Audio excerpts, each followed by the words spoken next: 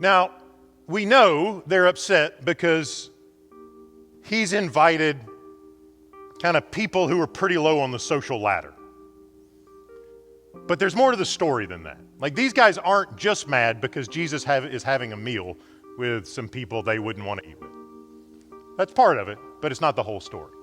To understand why they're particularly angry, you have to understand, in the Jewish mind, when the Messiah came, God's chosen one of the ways you would know that is that there would be a banquet. The Old Testament talks about this kind of thing, and here's what the scholars call it: the Messianic banquet. The Messiah, when he shows up, is going to throw a party, a banquet. It's going to be food, all kinds of stuff. And so some of the texts that talk about that kind of thing are Isaiah 25.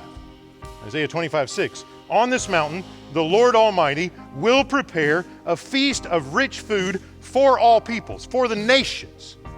Right? When he does the thing he's going to do, when he saves his people, when he sends the servant, when the Messiah shows up, it's not going to be God coming around with a stick swatting people for being disobedient. He's going to throw a party. It's the Messianic banquet. On this mountain, the Lord Almighty will prepare a feast of rich food for all peoples. A banquet of aged wine, the best of meats, the best and the finest of wines. When God does what he's going to do, he will provide a feast. Another well-known text that gets at the same idea. Isaiah 55. Come, all you who are thirsty, come to the waters. If you don't have any money, that's okay. Come by, eat. Without money, without cost.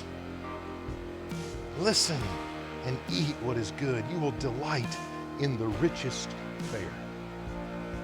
And so people around the time when Jesus was walking around in Capernaum were reading those texts and other texts like Psalm 23. He prepares a table before me in the presence of my enemy.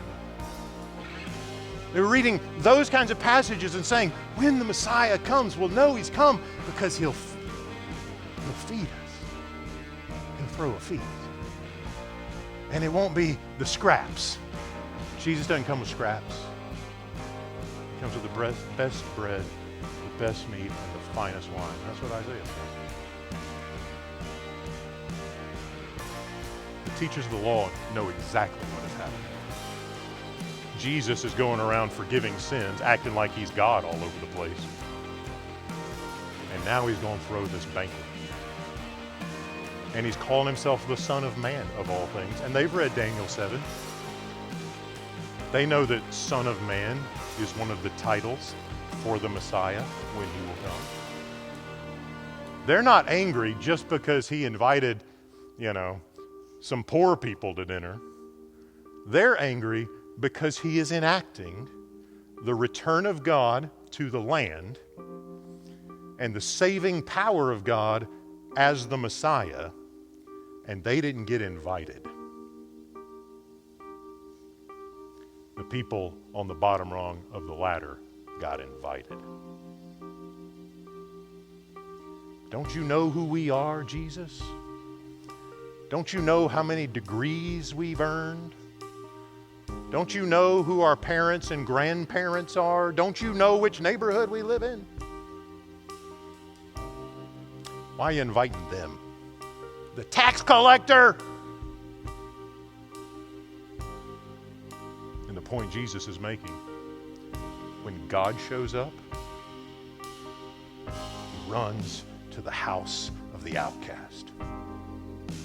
When God returns to the land, to the temple, he runs to sinners. He runs to sinners. He runs to them, and he runs to us.